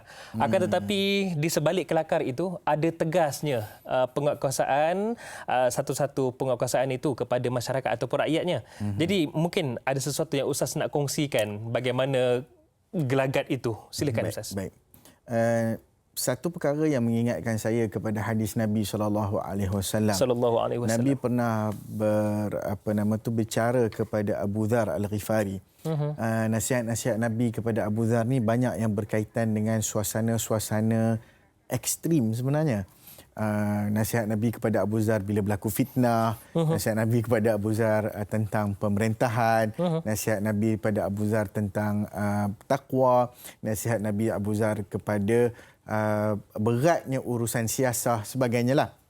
Dan kelemahan Abu Dhar sendiri dalam jiwa menjadi seorang pemimpin dan kriteria serta fizikal serta karakter kepemimpinan itu. Nasihat ini juga sangat penting. Kata Nabi SAW, isma' wa ati', dengar dan taat, wa in duriba dhahruka wa ukhidha maluka. Walaupun dipukul belakang kamu ataupun diambil harta kamu. Dipukul juga dinyatakan di situ. Jadi sebagai isyarat kepada apa yang berlaku, ialah kita tak naklah berlaku sedemikian. Nampak macam kejam sangat. Nampak macam kejam. Dan nampak sangat masyarakat kita, masyarakat yang tidak terdidik kalau begitu. Saya kira dari sudut pendidikan, Alhamdulillah, dengan sekolah yang dibina oleh kerajaan dan sebagainya, dan institusi pendidikan kita juga berkembang maju dari semasa ke semasa. Sudah tentu akal fikiran kita boleh berfikir dengan asas-asas ilmu yang cukup sebenarnya. Kalau kita tak mampu dan nak jadi seperti mana yang kita lihat, barangkali itu adalah sebagai satu tontonan untuk kita refleks kepada diri kita. Apakah kita nak jadi begitu? Apakah kita sampai begitu? Kalau kita boleh adhere, kalau kita boleh setuju dengan diri kita jadi macam tu, maknanya ada masalah lah dari sudut jiwa kita, dari sudut mental kita, dari sudut minda kita sebenarnya. Takkanlah ada orang minta nak dipukul ya. Takkanlah ada orang minta nak dipukul kan. Jadi ceritanya kau kena dengar, kau kena taat walaupun kau dipukul belakang ataupun diambil harta. Macam dalam keadaan sekarang ni memang betul lah ditekan kita. Saya dengar Da'i Imran tadi bagaimana kerajaan Turki dan juga rakyatnya saling bekerjasama. Ini sangat indah sebenarnya. Sebab apa? Turki mengamalkan bila menarik bila dia kata umur 65 ke atas tak boleh keluar dan umur 20 tahun ke bawah. Apakah 20 tahun ke bawah tak boleh keluar? Sebab dia ada maqasid hifzun nafs yang berganding dengan hifzul nasl, iaitu jaga nyawa orang tua. Orang tua buat apa jaga lagi? Tak, pengalaman mereka mungkin ada ilmu yang belum diwarisi. Betul. Mungkin ada perkara-perkara yang belum lagi mereka sempat bagi tahu. Mungkin juga ramai para ulama. Mungkin para ulama yang ramai. Benar, itu paling benar. Mungkin ramai orang ahli ilmu, mungkin ahli akademik dan sebagainya. Knowledge yang belum transfer dan sebagainya. Begitu juga hifzun nasl, menjaga keturunan. Umur 20 tahun ke bawah ini adalah generasi masa depan. Bukan maksudnya yang tengah-tengah tu tak berguna. Tak. Tapi yang tengah-tengah tu adalah mereka yang mendominasi sesebuah negara dari sudut pergerakan dan sebagainya. Maka kalau ditahan mereka ini barangkali mungkin negara juga tidak berjalan. Jadi sekarang ni apa yang dilakukan oleh negara kita mungkin tidak sehebat ialah macam dia orang kata total lockdown 4 days. Betul. Ataupun weekends total lockdown dan sebagainya. Tetapi apa yang dilakukan oleh negara kita, saya kira sangat banyak sudah meraihkan masalah kita. Betul. Sebenarnya. Betul. Peniaga-peniaga yang saya juga mempunyai teman-teman sahabat-sahabat yang berniaga. Saya kata kat mereka, kita explore lah benda-benda yang baru ni. Mereka kata lah susah lah. Ya, memang betul. Susah. Sebab kesusahan ini membuatkan kita menghargai nikmat perkara yang selama ini kita abaikan.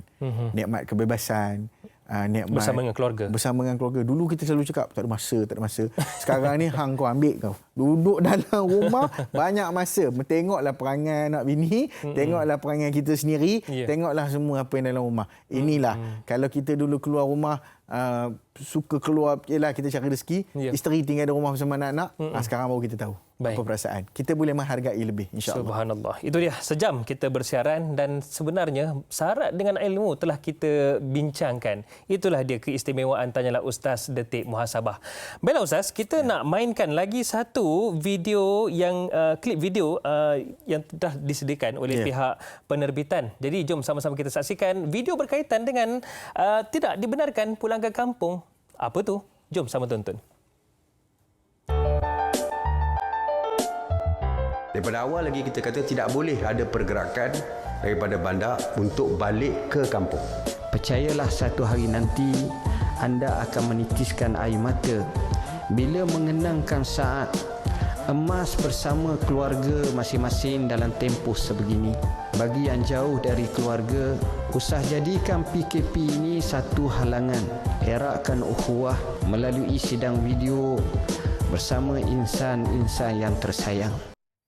Itu dia ucapan Menteri di Jabatan Perdana Menteri Hal Ehwal Agama turut kita siarkan bagaimana sebenarnya ada sesuatu hikmah di sebalik tidak dibenarkan pulang ke kampung ini. Silakan Ustaz. Baik.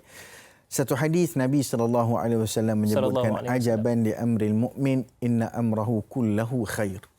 Sangat ajaib urusan orang beriman, semua urusan dia tu baik belaka. Semuanya baik. Semua baik.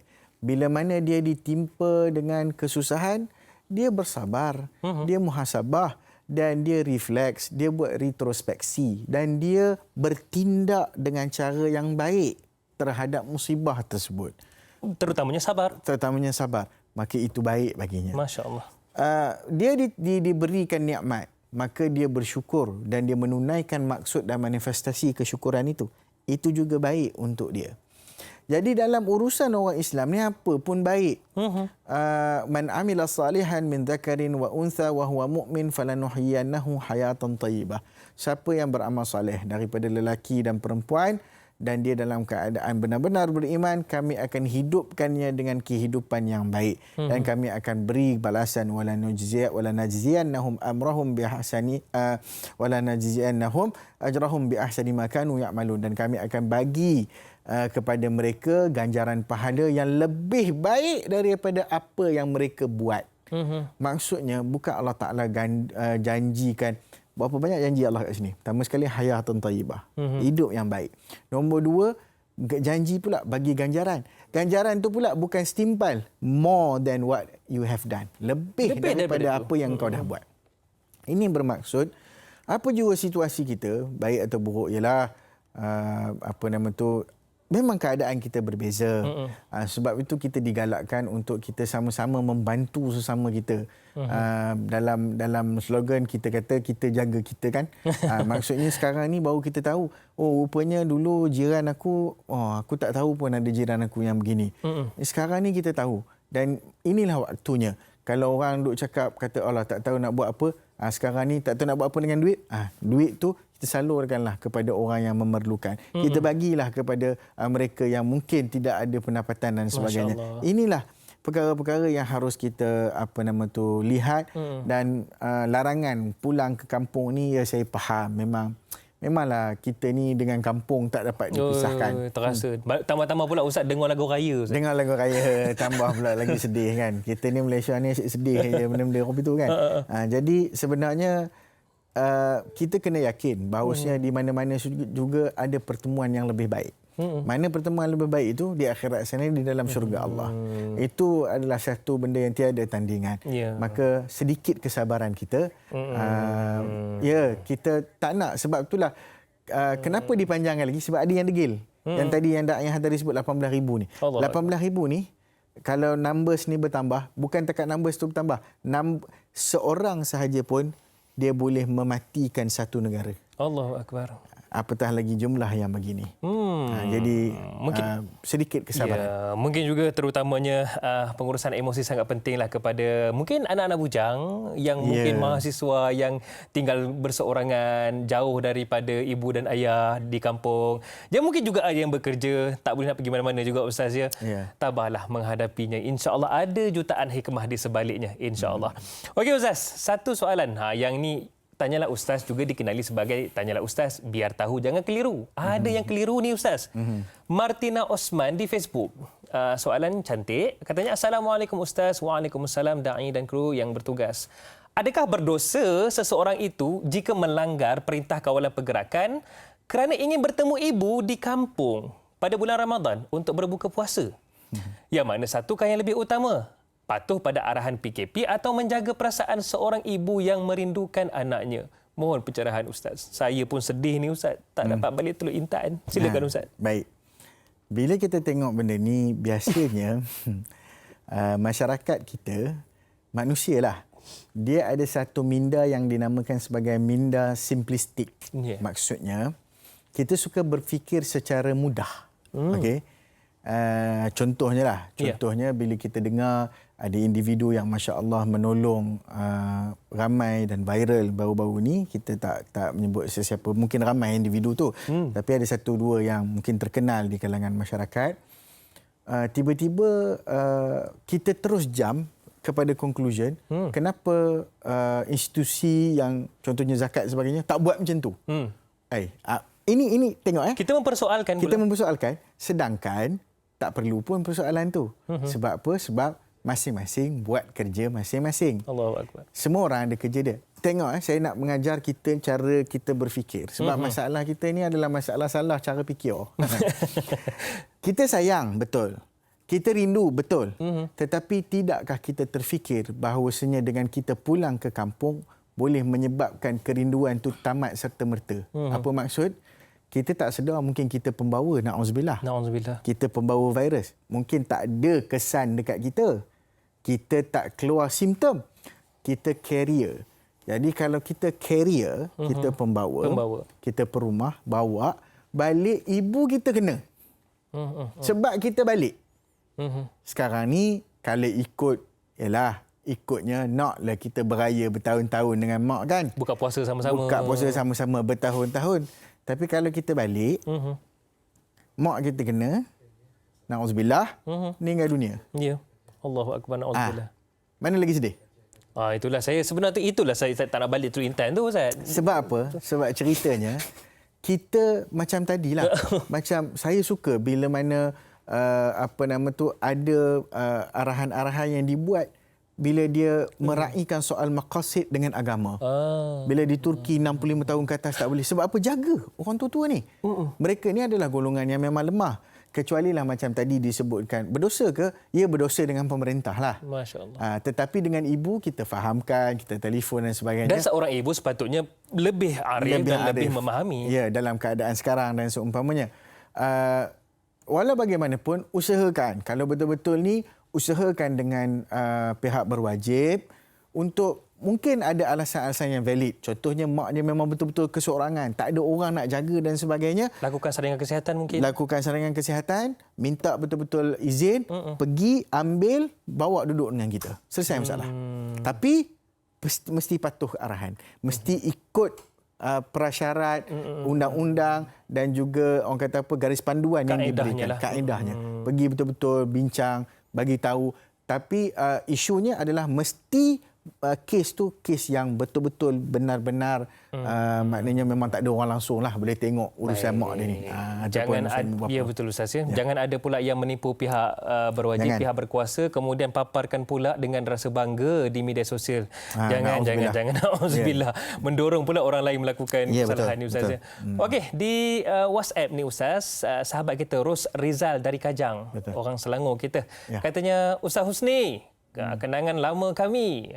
Alhamdulillah, da'i hadari dan kru Tanyalah Ustaz. Berkenaan tajuk patuh kepada arahan, apa saranan Ustaz kepada rakyat Merhain yang menetap bersama ahli keluarga yang ramai dalam rumah pangsa, rumah flat, apartmen dalam tempoh Perintah Kawalan Pergerakan ini berkaitan pengurusan emosi dan mental? Ini kerana berita ada melaporkan ketidakpatuhan rakyat Malaysia adalah termasuk salah satu sebab di atas, iaitu tekanan perasaan. Ini berkaitan dengan psikologi Ustaz ya. Apabila berkumpul beramai-ramai. Silakan Ustaz. Baik. Saya mungkin tidak orang yang paling mungkinlah bukan orang yang paling sesuai untuk memberi nasihat mengenai emosi. Sebab apa? Sebab bila kita kita tidak berhadapan dengan kita tak merasanya jiran saya pun pernah duduk sama tempat dengan mereka ni. Itu ceritanya. Ceritanya betul. Jiran saya dulu. Maknanya kita fahamlah. Kita faham keadaan itu, kita faham tu saya juga pernah tinggal di rumah flat, rumah pangsa, pernah semua tu pernah dilalui dalam kehidupan. Cuma perkara ni saya nak pergi kepada tindakan. Bukan nak pergi kepada setiap orang kena kawal emosi. Itu nasihat yang klise, yang biasa. Tapi saya nak pergi kepada tindakan. Ini adalah real case. Situasi sebenar yang berlaku. Emosi tidak terkawal. Ya, saya pernah tengok rumah pangsa flat yang di dalamnya ada 20 orang. Rumah tu besarnya tak lebih daripada 700 kaki persegi. Kecil. Anak subhanallah, ada atas meja, ada bawah meja. Memang stres. Apa nak kena buat? Tindakan pihak-pihak termasuk kerajaan. Bukan kerajaan saja, jangan kata kerajaan je semua nak kena buat kerja. Tak. Sama-sama. Kerajaan, NGO dan sebagainya. Kita buka pusat penempatan. Contoh macam banjir misalnya. Betul. Kita buka pusat penempatan yang mana pusat penempatan ni boleh memuatkan ataupun boleh meletakkan keluarga-keluarga yang ramai ni dipecah-pecahkan. Letak dekat tempat dan disiapkan fasiliti, boleh masak, ada fasiliti manusia nak kena ada hiburan kan. Ada fasiliti itu, segala kemudahan disediakan. Kita betul mungkin kita terfikir nak hantar beras, nak hantar ni. Tapi kita tak terfikir bantuan dari sudut ini. Contoh rumah flat. Kalau macam contoh di kondominium kan, misalnya. Kita boleh bincang dengan pemaju. Kita sediakan rumah-rumah yang masih kosong, belum terjual dan seumpamanya. Kita buat sebagai rumah-rumah yang boleh dipindahkan keluarga yang terlalu ramai ini. Masya Allah. Dan dibayar sewanya. Itu dengan cara lain dapat meneruskan lagi kesinambungan ekonomi tu, nampak tak? Jadi perkara yang ni saya kira dia perlu tindakan yang lebih tinggi. Kalau kita hanya bagi tahu kita kena kawal emosi, berzikir, ustaz cubalah duduk tengok berzikir, anak yang naik meloncat apa semua tu nak berzikir ke nak berdikir ke nak apa lepas tu. Memang kita faham. Saya sangat memahami, sebab tu saya jarang jarang suka memberi nasihat kamu kena buat itu, kamu kena buat ini.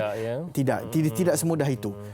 Tetapi saya lebih tekankan apa tindakan masyarakat untuk bantu. Dan itu saranan saya dan cadangan saya. Saya harapkan cadangan ini dapat kita laksanakan sama-sama, insya-Allah. Insya-Allah, dan saya yakin juga pihak berkuasa kita iaitu kerajaan Malaysia sangat baik dalam menyediakan segalanya, terutamanya mungkin cadangan ustaz ini juga akan kita ketengahkan, insya-Allah. Dari saya minta tambah sikit. Sahabat-sahabat saya di negeri-negeri lain, macam saya sahabat saya seorang di negeri Perak, seorang ustaz di negeri Perak, dia terlibat dengan kerajaan negeri Perak menguruskan rumah-rumah, menguruskan tempat tinggal gelandangan. Jadi ada tempat tinggal gelandangan disediakan. Jadi saya ingat bukan sekadar kita nak bagi kepada gelandangan, tetapi kita juga perlu meraihkan keluarga yang begitu sifatnya tadi, yang duduk dalam flat, keluarga yang sangat ramai dan sebagainya. Maka ini juga harus kita tangani bersama, insya-Allah. Baik, semalam ustaz sempat saya membuat sedikit pembacaan lah. Syekh Mutawalli Asy-Sya'rawi menyatakan suruhan untuk taat kepada pemerintah yang disertakan dengan ketaatan kepada Allah dan juga ketaatan kepada Rasulullah itu wajib. Adakah ustaz bersetuju dengan kenyataan ini, iaitu ketaatan kepada pemerintah itu wajib apabila ia dasarnya kepada taat kepada Allah dan Rasulullah? Silakan ustaz. Benar, saya setuju dan itulah kenyataan pembukaan kita pada awal perbincangan kita tadi. Apabila kita mentaati pemerintah pada arahan-arahan yang terkait padanya, dalamnya terkandung arahan yang berkaitan dengan syariat, arahan berkaitan dengan maqasid kehidupan manusia, arahan yang berkaitan dengan survival of humanity dan sebagainya, maka ini juga itulah tujuannya Allah Subhanahu Wa Taala menjadikan kita sebagai hamba untuk menjaga kehidupan kita, menjaga amanah kehidupan kita dengan baik. Kenapa ustaz saya petik kenyataan Syekh Mutawalli ini? Sebenarnya ada sesuatu yang kita nak kongsikan sebentar lagi, iaitu proses perintah Kawalan Pergerakan ini juga memberi kesan positif kepada alam sekitar. Jadi kepada anda semua kalau nak tahu, nantikan selepas ini kita tamatkan dulu siaran di TV3. InsyaAllah sambungannya di TV9. Jadi terus setia bersama dengan kami. Dakwah Biar Tanyalah Ustaz yang teruskan. Anda duduk di rumah. Kembali selepas ini.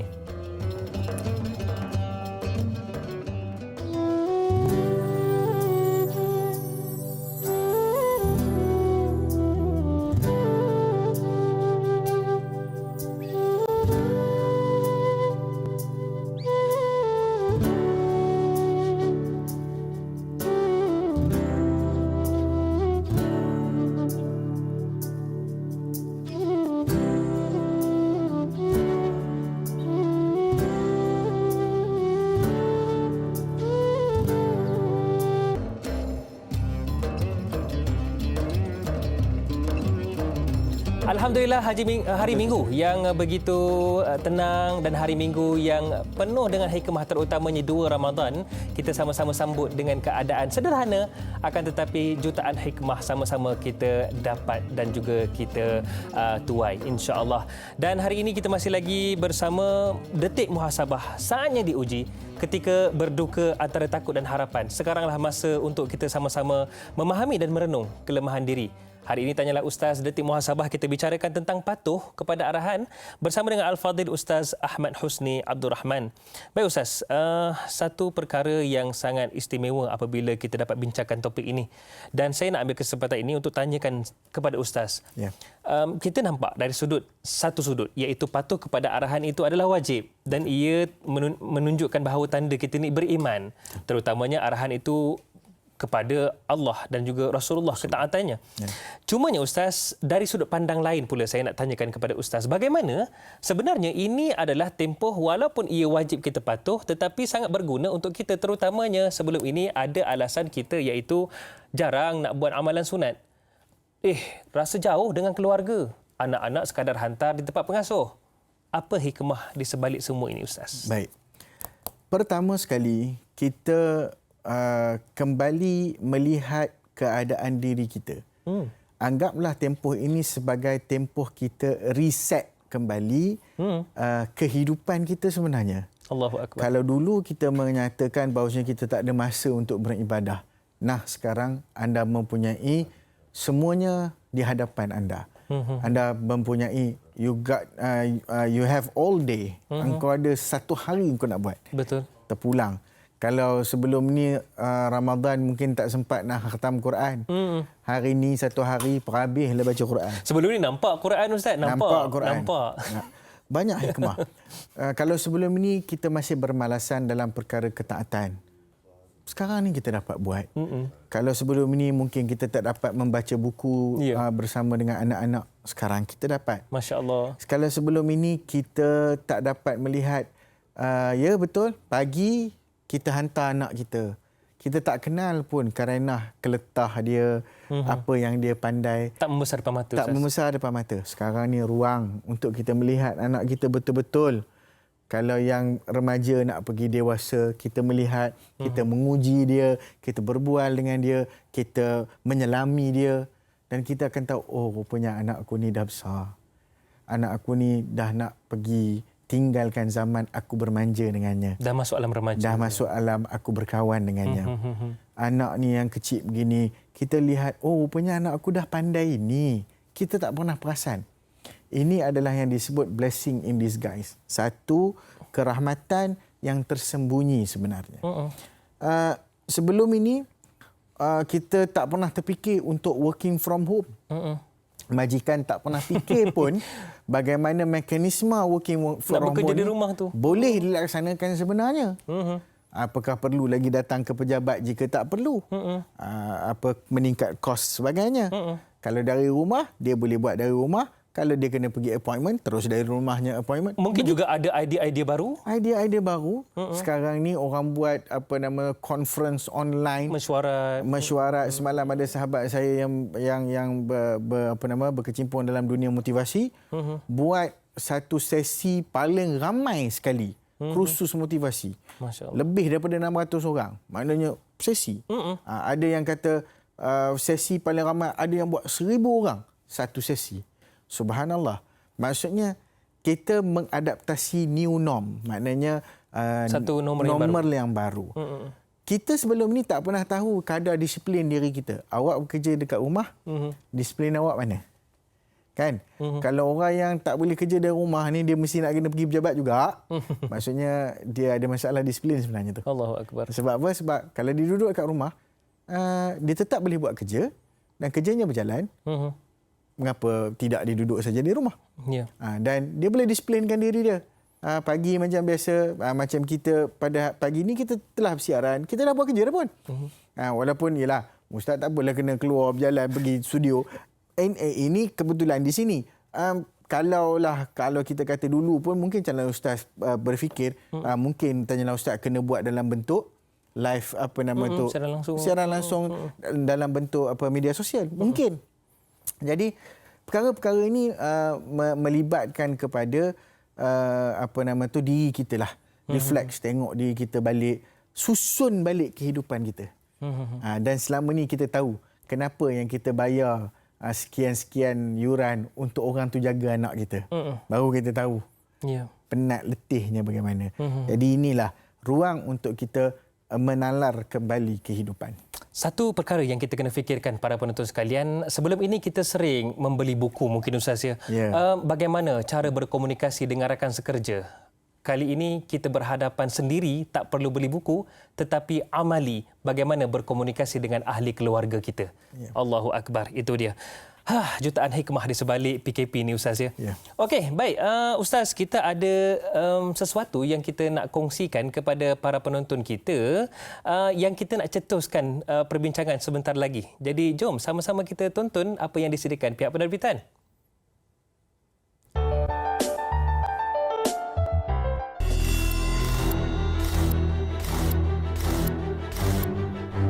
Kemusnahan alam sekitar dan bumi yang dicengkam pencemaran kini seolah-olah terhenti apabila berbilion manusia di dunia terpaksa berada di rumah akibat pandemik COVID-19.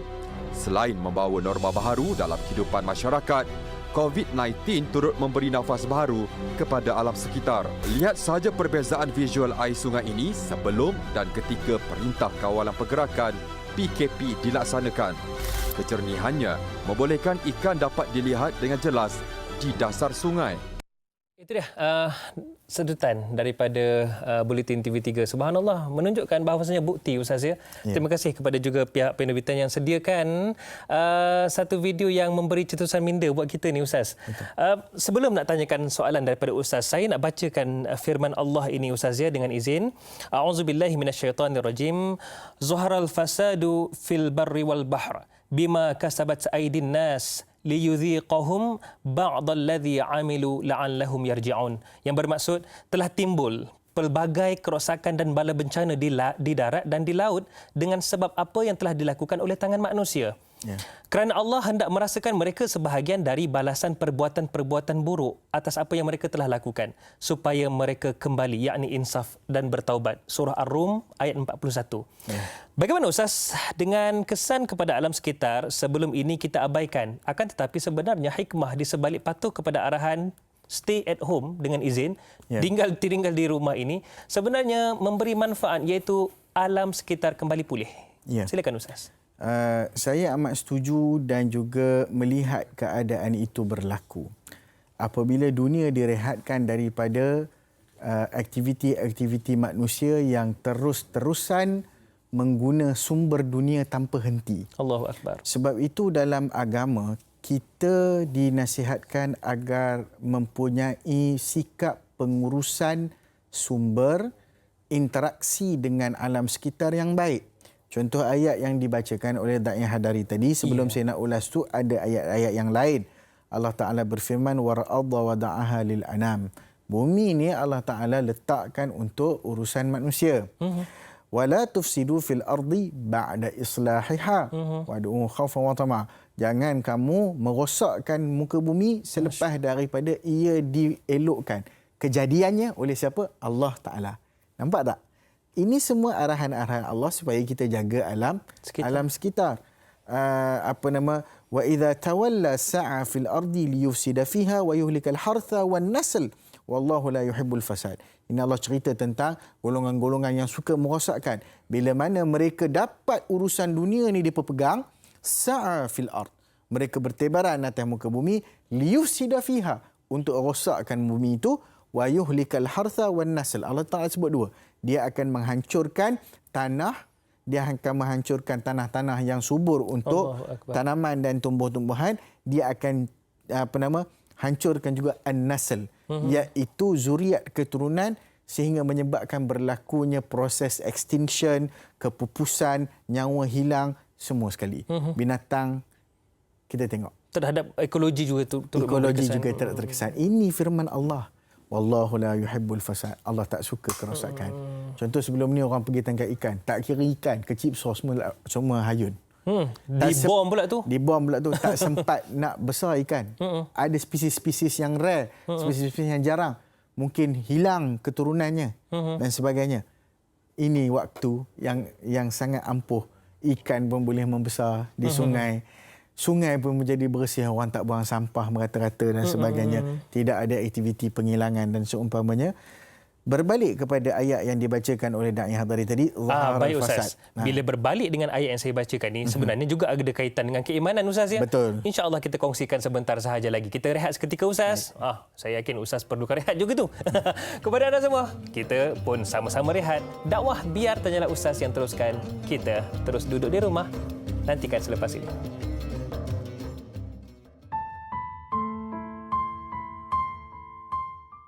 Allahumma inna na'udzu bika minal barasi wal jununi wal judham wa min sayyi'il asqam. Ya Allah, sesungguhnya kami berlindung denganmu daripada penyakit gila, kusta, sopak dan semarang penyakit yang membahayakan. Birahmatika ya arhamar rahimin.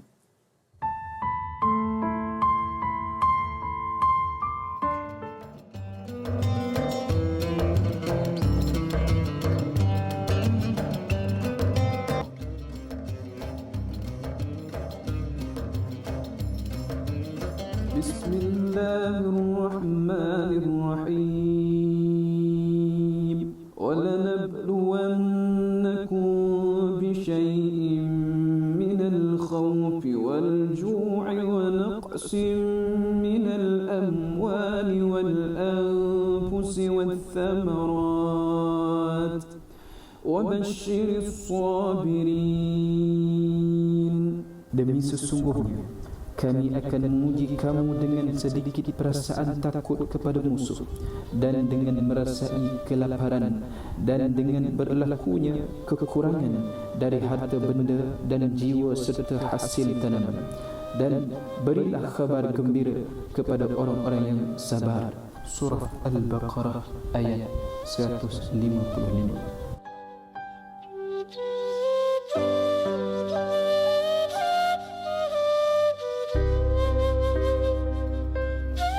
Para penonton sekalian, ada hikmah di sebalik apa yang berlaku. Kini kita berada dalam bulan Ramadan Al-Mubarak, bulan yang penuh dengan keberkatan. Bahkan Nabi Muhammad SAW berpesan dengan kita, ada ketika mana waktu yang mana dimakbulkan doa kita, antaranya hampir ketika kita berbuka puasa. Jadi para penonton sekalian, sama-sama kita banyakkan doa, terutamanya dalam bulan Ramadan ini, terutamanya doa untuk keadaan kembali pulih. Amin ya rabbal alamin, insya-Allah. Baiklah, masih lagi bersama dengan Al-Fadhil Ustaz Ahmad Husni, kita bicarakan, kita sembang-sembangkan tentang topik kita pada pagi ini, iaitu patuh kepada arahan. Baik Ustaz, ayat yang saya bacakan tadi menunjukkan bahawasanya memang ada di sebalik perbuatan yang tidak elok itu ada kesannya pada alam sekitar. Dan Allah mohon, Allah minta kepada kita supaya bertaubat dan menghayati apa yang berlaku di sekeliling. Silakan Ustaz. Begitulah bila mana Allah berfirman, ia mengandungi satu hikmah, bukan sekadar hikmah, dia mengandungi bicara-bicara yang memang tepat dengan manusia itu sendiri. Kerana manusia ini makhluk Allah yang Allah jadikan. Allah tahu default dia dekat mana. Masya-Allah. Zahar al-fasad fil barri wal bahr. Jelas kerosakan. Jelas Allah gunakan perkataan zahara. Zahara ni timbul, telah dizahirkan. Dijelaskan dan menjadi macam biasa. Nampak tak? perkataan itu juga memainkan peranan yang penting. Bila mana zahara bermaksud benda tu boleh tengok kat mana-mana. Dan orang tak peduli dah pun. Sebab apa? Sebab dah macam biasa. Selama ni kita tak pernah kita mungkin tak sedar rupanya Sungai Kelang mungkin berubah menjadi jernih. Jernih rupanya Sungai Kelang ni. Kita tak tahu. Tapi itulah, oleh kerana kerosakan terlalu banyak, dia telah terlalu zahir sehingga kita tak nampak dah. Dia macam dah satu kebiasaan kita melakukan kerosakan. Allah kata zahir fasad kerosakan itu di bumi, di darat, di lautan disebabkan tangan-tangan manusia. Ini poin paling penting Allah Ta'ala nak cerita. Liyudhiqahum ba'dalladhi amilu. Supaya kamu rasa apa yang kamu buat. Sebahagian daripada kamu buat apa. Sekarang kita rasa. Jadi rasanya apa? Disebutkan wabak ni bermula bagaimana dengan orang memakan binatang-binatang yang haram dan sebagainya. Inilah kerosakan. Bila mana Allah larang, bila mana agama larang, orang melihat balik, orang melihat kepada Islam. Kenapa Islam larang? Ada makanan boleh makan, ada makanan tak boleh makan. Baru orang tengok balik. Betapa agama yang Allah Ta'ala turunkan ini merupakan satu agama yang bersifat komprehensif, bersifat holistik. Semua benda dijaga. Saya nampak Ustaz, sekarang ni malahan kuasa-kuasa besar dunia saling menyalahkan antara satu sama lain. Ya. Sebab apa? Sebab ini kau punya pasal, ini kau punya pasal. Tak, ini semua kita punya pasal. Sama-sama. Liyudhiqahum, supaya kamu rasa, kata Allah. Rasalah. Ba'dalladhi amilu, sebahagian daripada perbuatan kamu. Tujuannya apa? La'allahum yarji'un, supaya kita dapat kembali. Bukan kembali melakukan kerosakan, tetapi kembali kepada keadaan asal. Kita pelihara tangan kita yang sama buat kerosakan, yang pernah buat kerosakan. Sekarang tangan kita ini jaga, pelihara, preserve, pulihara. Itu sangat-sangat penting untuk kita hayati sebenarnya. Allahu Akbar. Itu dia Ustaz ya. Sebenarnya mungkin ini juga yang seperti mana Ustaz nyatakan di awal tadi, ia juga sebagai satu tempoh yang mana kita perlu cermin diri sendiri, muhasabah balik Ustaz ya. Sebab itulah Tanyalah Ustaz kita bawakan detik muhasabah. Dan insya-Allah juga Ustaz, selain daripada satu sudut iaitu sudut alam sekitar, sebenarnya patuh kepada arahan juga sangat membawa kepada perkara yang baik, terutamanya nama baik negara Ustaz. Saya nak kongsikan, mungkin para penonton boleh tonton, di mana ini merupakan kenyataan Keratan Akhbar berita harian baru-baru ini, di mana Malaysia hampir capai kriteria WHO. Mungkin saya boleh bacakan sedikit. Ketua Pengarah Kesihatan Datuk Dr. Nur Hisham Abdullah menegaskan Malaysia kini dalam fasa pemulihan pandemik COVID-19 dengan berjaya meratakan lengkungan penularan wabak. Negara sudah memenuhi sebahagian daripada 6 kriteria yang telah ditetapkan Pertubuhan Kesihatan Sedunia WHO untuk menamatkan Perintah Kawalan Pergerakan. Baik Ustaz, saya nampak daripada artikel ini perkara positif selain daripada perkara-perkara lain alam sekitarnya dan lain-lain, ia juga sebenarnya membawa nama baik. Tambahan pula negara kita adalah negara Islam. Betul. Silakan Ustaz. Baik. Ini adalah satu kebanggaan sebenarnya sebagai rakyat Malaysia apabila kita melihat pengiktirafan dunia kepada negara kita. Negara yang kecil, yang mungkin kita sangka kita tidak boleh membawa perubahan apa-apa, tetapi barangkali kecekapan, pengurusan dan juga tahniah kita ucapkan kepada Kementerian Kesihatan, kepimpinan yang baik oleh Datuk Dr. Nur Hisham dan tim. Dan dia pun sendiri mengakui bahawasanya bukan dia seorang tetapi dia dan tim. Ini adalah seorang pemimpin yang baiklah. Maksudnya dia bukan dia saja. Memang diakui serata dunia. Diakui serata dunia. Tetapi dia kata kita semua, tim dia, sokongan yang diberikan. Ini pentingnya. Apabila kita mentaati dan kita mengetahui mana satu prioriti. Bila disebut Malaysia berjaya flatten the curve, maknanya meratakan lengkungan. Kalau dari sudut ilmu saham sikitlah ya, bila mana rata tu, graf kita dia daripada bawah dia naik atas kemudian dia turun. Dia rata. Dia ada 3 fasa. Satu accumulation, satu distribution, satu lagi mark-up, satu lagi markdown. Ini dalam saham. Yang orang suka mark-up tu sebab tengah naik tu. Yang tengah turun tu orang tak apa suka sebab semua tengah turun. Dan yang paling orang pun benci juga yang fasa accumulation ni sebab tak naik tak turun. Macam tu aja. Itu kalau dalam saham. Tak apa. Dalam kesihatan bukan setakat flat, kita nak zero terus. Sebab ini wabak. Kita tidak mahu dia menular lagi. Kita mahu dia terus habis. Dan kalau kejayaan berjaya ditunjukkan oleh negara kita, saya yakin dan pasti Malaysia akan menjadi rujukan dunia dan ini juga akan mendatangkan masa depan ekonomi yang baik untuk negara. Sebenarnya ini adalah satu benda yang sangat-sangat rahmat untuk negara kita semua. Saya lihat Ustaz, sebelum ini negara Malaysia dikenali sebagai sebuah negara yang terdiri daripada masyarakat majmuk, di mana agama Islam sebagai agama persekutuan. Rasmiyah. Bayangkan Ustaz ya, kalau kata selepas ini kita dikenali pula sebagai sebuah negara yang rakyatnya berdisiplin, terutamanya ketika COVID-19 itu tiba. Komen Ustaz? Benar.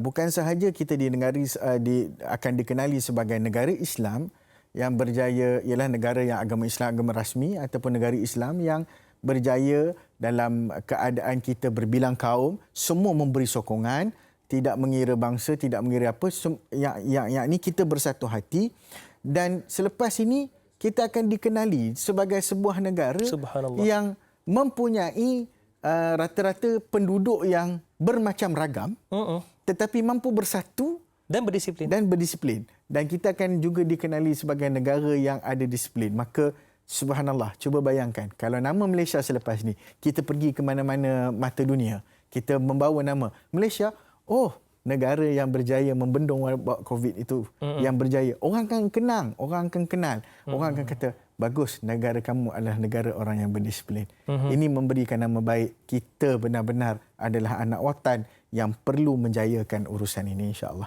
Subhanallah. Contohnya Ustaz, sebelum ni tak ramai yang belum kenal siapakah Dr. Nur Hisham. Sekarang subhanallah terdiri daripada antara doktor yang terbaik di dunia. Subhanallah.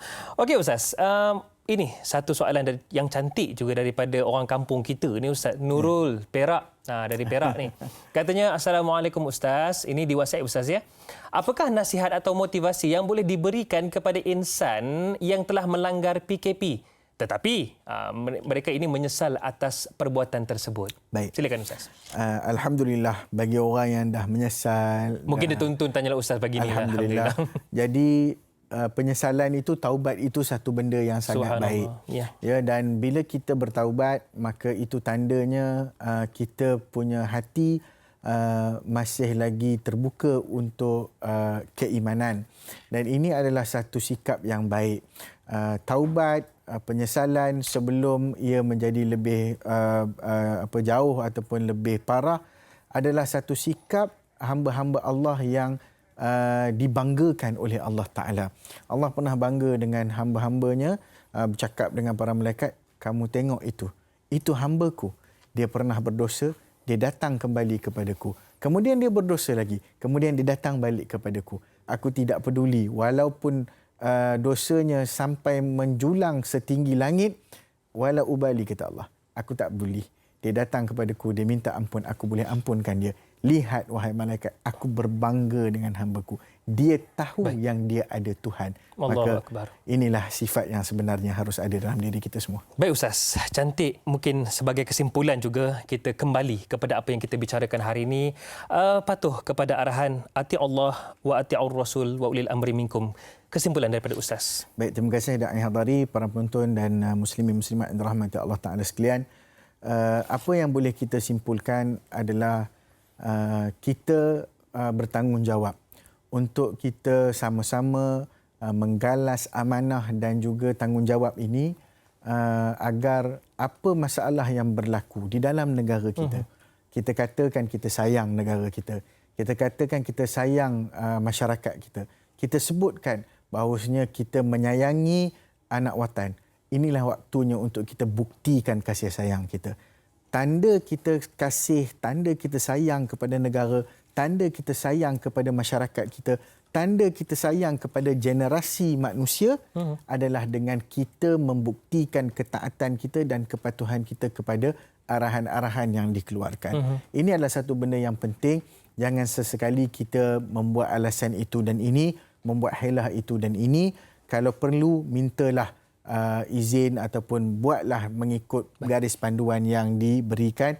Kita tidak mahu perkara buruk berlaku, dan kalau perkara buruk berlaku, maka ia adalah kesan daripada perbuatan kita sendiri. Wallahu a'lam. InsyaAllah. Baiklah Ustaz, mungkin bertepatan dengan Ramadan yang dikenali sebagai bulan kemuliaan, bulan penuh keberkatan.